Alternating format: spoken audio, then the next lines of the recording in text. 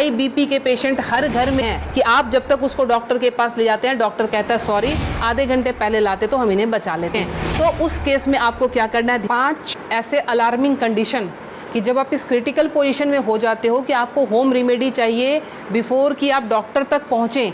आप कुछ ऐसा उपचार क्या करें जिससे हम पेशेंट को हॉस्पिटल तक बहुत अच्छे से पहुंचा सकें और उसको आगे का जो है प्रोसेस ट्रीटमेंट का दे सकें। हाई बीपी के पेशेंट हर घर में हैं, तो उनके रात के टाइम 12 बजे के बाद और 4 बजे के पहले जो है हार्ट पेशेंट का एक बार स्ट्रोक लेना बहुत ही कॉमन होता है डेली के रूटीन में कि आप जब तक उसको डॉक्टर के पास ले जाते हैं, डॉक्टर कहता है सॉरी, आधे घंटे पहले लाते तो हम इन्हें बचा लेते। तो वो टाइम स्पैम आपको कैसे बढ़ाना है ताकि हम मरीज को ट्रीटमेंट दे सकें। तो उस केस में आपको क्या करना है, ध्यान रखें, ये जो हमारे फिंगर्स के सामने ये नाखून जो मैं पॉइंट कर रही हूँ, इस पॉइंट को आप लोकेट करके ध्यान से देखें। ये हमारे बाइलेटरल है, मतलब दोनों ही हाथों की उंगलियों पे हम इसको इस्तेमाल कर सकते हैं। जब भी आपको लगे कि कोई पेशेंट बिल्कुल उसका जो है बीपी बहुत हाई चला गया है और आपको डॉक्टर तक जाने के पहले अगर उसको स्ट्रोक ना आ जाए, लाइफ उसकी खत्म होने से बचाने के लिए आपको सिंपली क्या करना है, आप कोई भी पिन ले लेंगे। पिन लेके आप उसको सिंपल कि जिस तरह से हमने पिन लिया, आप घर में सेफ्टी पिन ले सकते हैं क्योंकि उसको थोड़ा सा आपने डिटॉल या उसे स्टरलाइज कर लेंगे। स्टरलाइज करने के बाद सिंपल आप यहाँ पे प्रिक करेंगे और प्रिक करके यहाँ से आप थोड़ा सा ब्लड जो है इस तरह से 5 to 10 ड्रॉप्स इस तरह से निकाल देंगे। ये ध्यान रखें, ये बहुत ही इमरजेंसी केस है और ये करते ही आपके पास पेशेंट के लिए एटलीस्ट 3 से 4 घंटे मिल जाएंगे कि आप उसको डॉक्टर तक सेफली पहुँचा सकते हैं और वहाँ उसको ट्रीटमेंट मिल सकता है। दूसरा काम, अगर ये भी करने की हिम्मत आप में नहीं है, फ्रिज का ठंडा दूध 1 गिलास उस पेशेंट को पिला दें। ठंडा दूध पिलाते ही आपके पास ड्यूरेशन बढ़ जाएगी, आप 2 घंटे तक हॉस्पिटल के अंदर उनको लेके आप जा सकते हैं। ध्यान रखें। दूसरी हमारी अलार्मिंग कंडीशन जो होती है वो होती है एसिडिटी की। एसिडिटी समटाइम्स इतना हाई हो जाता है कि रात को सोना मुश्किल, सीने में जलन और भारीपन, उस केस में भी लगता है जैसे हमें हार्ट की प्रॉब्लम आ रही है। उसमें क्या करेंगे, उस केस में कि हमने इस पॉइंट को, एसिडिटी के केस में आपने इस पॉइंट को लेना। पॉइंट लोकेट कैसे करेंगे, तो आपने इस तरह से अपने थंब के इस वाले पॉइंट को, फर्स्ट पोर को यहाँ से मेजर कर लेंगे, खोल के यहाँ से मेजर करके आपका जहाँ ये टच हो रहा है यहाँ से आपने इसको प्रेस करना शुरू किया। 20 to 30 टाइम्स इसको आप डीप प्रेस करेंगे। एसिडिटी बन रही है या फिर सर दर्द हो रहा है एक्सट्रीम पोजीशन पे, आपको उस समय वो रिलैक्स देना शुरू कर देगा क्योंकि जब जलन होती है आपके बब्स निकलते नहीं है, इसीलिए वो यहाँ पे अटैक कर रहा होता है जिससे पेन आना शुरू हो जाता है। तो आपको क्या करना है, इसको प्रेस करेंगे, आपको रिलैक्सेशन होना शुरू हो जाएगा। तीसरी चीज़, हमारे मोशन सिकनेस या हम ट्रैवल कर रहे हैं तो हमें वॉमिटिंग आती है या जनरल केस में भी अगर वॉमिटिंग आती है या नॉजिया रहती है, वॉमिटिंग टेंडेंसी, वॉमिटिंग आ नहीं रही है बट ऐसा लगता है कि वॉमिटिंग आएगी, इस केस को हम कैसे हैंडल करेंगे।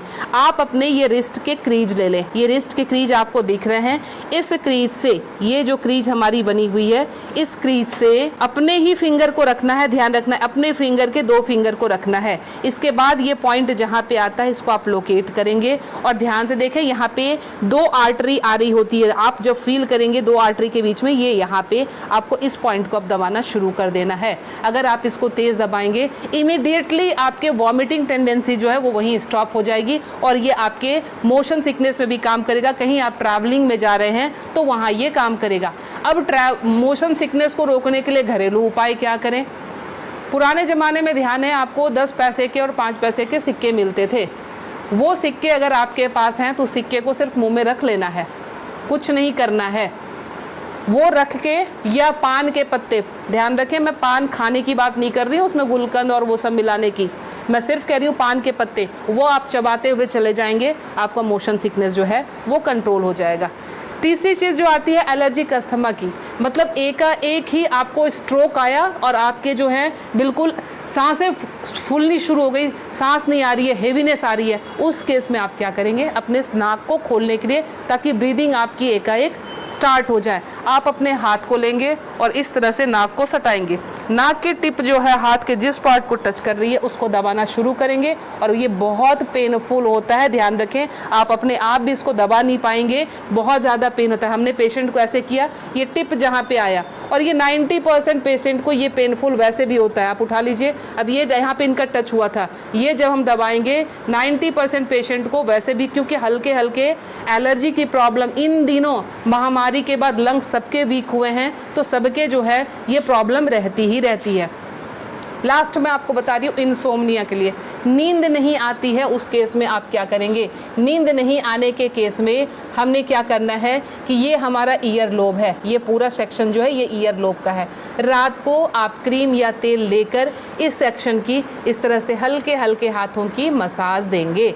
ये हल्के हल्के हाथों की मसाज देंगे, इससे आपको नींद आनी अच्छी शुरू हो जाएगी। साथ में और क्या इंक्लूड करें, हमारा जो टॉप ऑफ द हेड है, बिल्कुल सर का ऊपरी सिरा, यहाँ पे आप टैपिंग करेंगे। टैपिंग करने का मतलब हल्का हल्का आप इसको ठोकते जाएं, ये इसको वाइब्रेट करें। वाइब्रेट करने का मतलब आप यहाँ से जो है एनर्जी हमारे जा रही है नीचे, क्योंकि आपको पता है ये माउंटेन बना हुआ है, यहाँ से एनर्जी का फ्लो शुरू होता है, तो ये एनर्जी जो है पूरी जगह जाएगी और आपको बिल्कुल काम कर देगी, शांत कर देगी। तो ये 5 अलार्मिंग पॉइंट्स आपको हमेशा के लिए याद रखना है। पता नहीं आज आपने देखा, भूल गए, कल आपको जरूरत पड़ जाए, तो इसलिए आप प्लीज़ इसे सेव कर लें, अच्छे से देख लें और समझ जाएं और अपना ट्रीटमेंट एमरजेंसी केस में ज़रूर कर लें। मैं Leena Shrigyan, naturopathy and alternative therapy expert, Nai Delhi से। मुझसे मिलने के लिए करनाल प्लस से संपर्क करें।